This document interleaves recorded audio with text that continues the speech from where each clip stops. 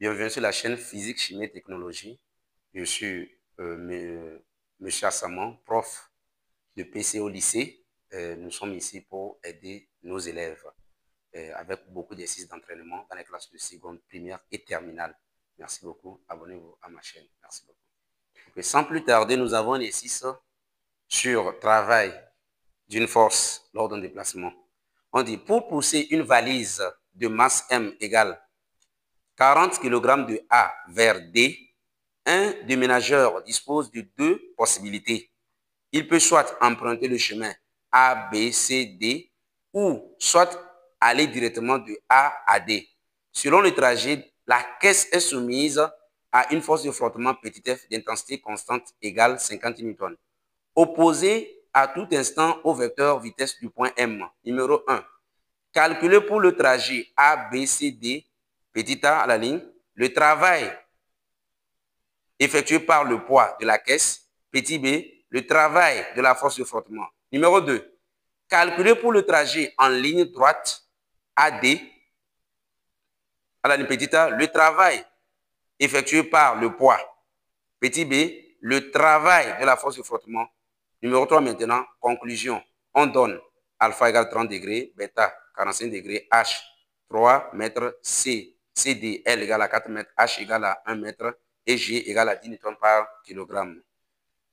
Ok, donc la première question, on dit calcul des travaux des forces suivant ABCD. Premièrement, on demande de calculer le travail du poids de la caisse. Le travail du poids de la caisse de A, B, C, D égale d'abord, on va aller pas à pas, ça fait travail du poids de A vers B plus travail du poids de B vers C plus travail du poids de C vers D. On va aller pas à pas. Travail du poids de A vers B. Le solide monte sur un plan incliné. Quand le solide monte, le travail du poids est donc négatif. Donc, moins MGH. Voilà. On tient. Donc, on va écrire. Travail du poids A, B, C, D est égal d'abord. On va aller pas à pas. Quand vous prenez ceci, travail du poids, ça fait MGH moins. Parce que le solide monte. OK. Là, on écrit tout simplement moins P. Donc, on a dit que MGH, donc on a déjà le P. Moins P fois quoi? H. Quelle est la hauteur? H, c'est quoi? C'est la dénivellation entre la position de départ et la position d'arrivée. C'est grand H. Donc, P fois grand H. Plus maintenant, travail du poids de B vers C. Le solide descend de B vers C. Mais le solide descend. Le travail du poids, ça fait plus. Là-bas, ce n'est plus moins quand il descend. Donc, ça fait MGH. Maintenant, quelle est la hauteur entre la position B et la position C? Donc, faisons donc une projection orthogonale entre un point E ici. Cet écart que vous voyez ici, c'est petit h. Donc, pour trouver la hauteur là, je dois faire grand H moins petit h. Alors, ça fait plus P facteur de quoi? Grand H moins petit h. On continue. Travail du poids de C vers D. Ici, c'est rectiligne. C'est sur une droite. Nous constatons en même temps que le poids P de la caisse est perpendiculaire au déplacement. Or, tout vecteur force perpendiculaire au déplacement ne travaille pas. Donc, ça fait 0. OK, là, on revient. Moins P fois grand H, plus on développe et H, moins P fois petit h. Les deux là égale 0. Finalement, travail du poids A, B, C, D est égal à quoi? Moins P fois H, c'est-à-dire 400, moins 400 fois 1 mètre. On obtient quoi? Travail du poids A, B, C, D égale à quoi? Moins 400 joules. On garde ça. Petit b, travail des forces de frottement. Des forces de frottement. Là-bas aussi, nous allons écrire travail des forces de frottement. A, B, C, D égale. On va donc détailler ça. Ça doit être le travail des forces de frottement de AB, BC et CD. Alors, ça fait travail des forces de frottement de A vers B, plus travail des forces de frottement de B vers C, plus travail Travail des forces de frottement de C vers D. OK, suivez. Travail des forces de frottement de A vers B. Nous sommes ici. On sait que les forces de frottement travaillent, ça fait quoi? Moins F fois le déplacement. Moins F fois AB. Donc, on écrit moins F fois AB. Ici aussi, on aura moins F fois BC. Moins F fois CD. Voilà, c'est comme ça. C'est-à-dire, moins F, facteur de AB, plus BC, plus CD. Maintenant, nous devons déterminer AB et BC. CD, on connaît, c'est déjà L. Maintenant, allons chercher AB. Revenons donc dans le triangle. Si nous mettons un point B' ici. Revenons dans le triangle AB, B', rectangle en B'. Donc, c'est le sinus alpha. Ça fait côté opposé, qui est grand H, sur l'hypoténuse AB. Voilà, donc, AB serait égal à quoi? H sur sinus alpha. Or, AB égale grand H sur sinus alpha. Maintenant, BC. Voilà. Regardez bien. Vous allez constater que le plan horizontal et la droite CD sont parallèles. Et que la droite BC est donc une droite séquente à ces deux droites. Donc, l'angle bêta se retrouve également ici. Des angles alternes internes, classe du 5e. OK. Donc, si cet angle se retrouve ici, nous pouvons également aussi appliquer la méthode de quoi? Dans le triangle BEC, rectangle en E. Donc, sinus bêta, ça fait côté opposé sur l'hypoténuse qui est BC. Alors, BC est égal à quoi? Cette hauteur divisée par bêta, sinus bêta. Or, donc BE, ça fait quoi? Grand H moins petit h.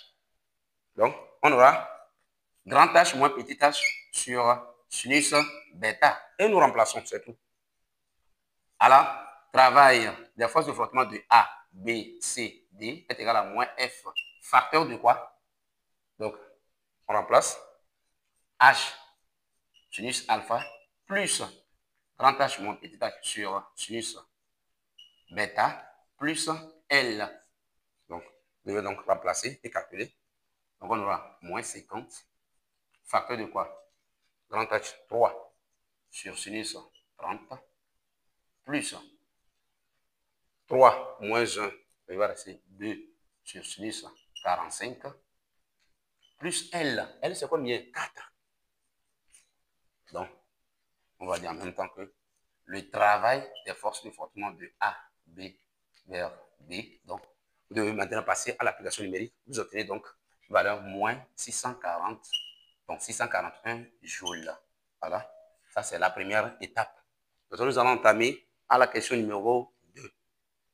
Ok, nous allons entamer la question numéro 2. On dit, calculer pour le trajet en ligne droite AD, petit a, le travail W' effectué par le poids.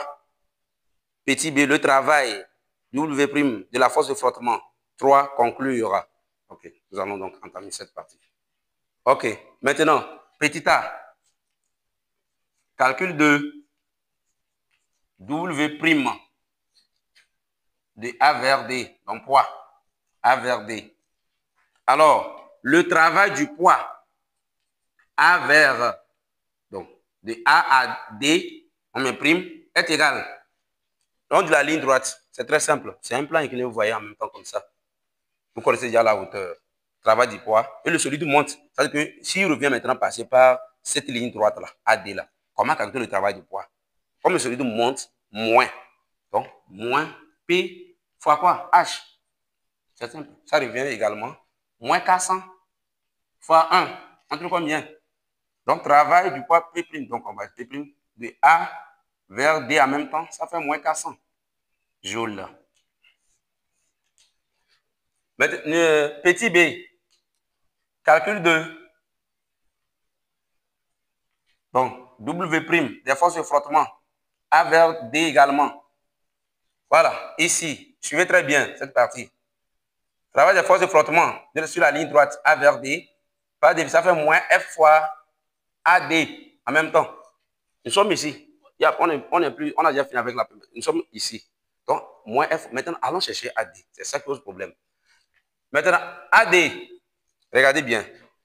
AD, on va marquer donc un point. On va mettre un point D' ici. Un point D'.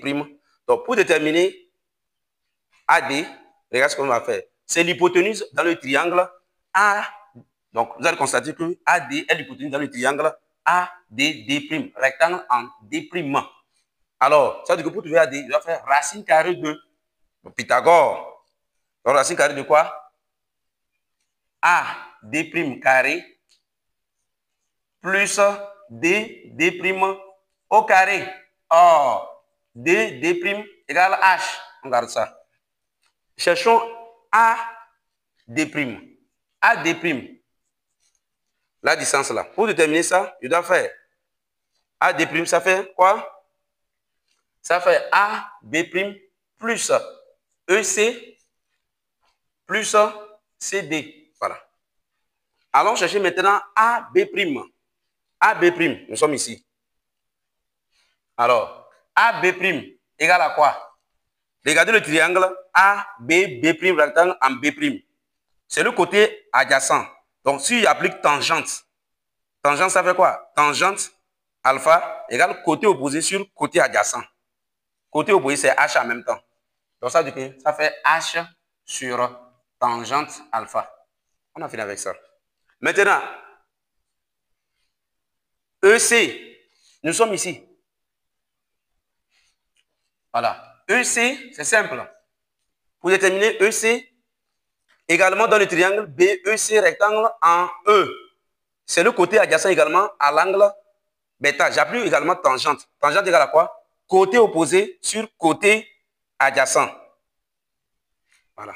Côté opposé sur donc côté adjacent. Donc ça veut dire que pour déterminer maintenant notre EC, je dois faire quoi? Ça fait la distance là, divisé par tangente alpha. Alors ça fait BE sur quoi? Tangente bêta. Maintenant, BE, comment trouver BE? Mais nous connaissons le grand H. Nous connaissons ici petit h. Alors, BE égale à quoi? Grand H moins petit h. Donc, c'est ça qui nous donne en même temps grand H moins petit h sur tangente bêta. On remplace. Ça veut dire que AD' est égal à quoi? H tangente alpha plus grand H moins petit h sur tangente bêta plus quoi? CD, c'est L. Voilà. Donc, on peut trouver maintenant une formule finale pour AD. La formule finale AD est égale à quoi? Racine carrée de. Vous allez remplacer grand H sur tangente alpha plus grand H moins petit h sur tangente bêta plus petit l, le tout au carré plus h au carré. Donc, ici, vous devez donc remplacer et calculer la valeur. Vous aurez donc, lorsque vous remplacez, vous aurez 11,24 mètres. Ça, c'est la valeur de la AD. Donc, conclusion, qu'est-ce qu'on peut dire? Travail F', donc travail prime des forces de frottement de A vers D est égal à quoi? Moins 50 fois combien? Fois 11,24. Lorsque vous calculez, vous obtenez donc moins 562 joules. Voilà. Nous sommes arrivés donc à la fin. Maintenant, numéro 3. On demande numéro 3 de tirer une conclusion. Ça, on peut faire ça maintenant. 3, conclusion. Conclusion. Nous allons dire quoi? Travail du poids P, A, B, C, D est égal à travail du poids de A vers D. Qu'est-ce qu'on peut dire comme conclusion à cette partie? On va dire que quoi? Le travail du poids ne dépend pas du chemin suivi. Donc, le travail du poids ne dépend pas du chemin suivi. Ça dit c'est indépendant du chemin suivi. Quel que soit le chemin, ça dit qu'on aura la même valeur. Alors, si vous prenez maintenant, je m'imprime ici, si vous prenez maintenant travail des forces de frottement A, B, C, D, c'est différent de lorsque vous prenez le travail du poids de A vers D en même temps. Parce que regardez, les valeurs sont différentes. On avait trouvé le travail du poids moins 641, alors qu'on a trouvé ici le travail des forces de frottement moins 641, on a trouvé pour deuxième étape moins 562. Vous voyez qu'il y a une différence. Ça veut dire quelle conclusion on peut tirer donc ici? Nous allons dire aussi quoi? Le travail des forces de frottement dépend du chemin suivi. Voilà, merci beaucoup. Nous sommes arrivés à la fin de notre séance et merci. Abonnez-vous à la chaîne pour plus de vidéos.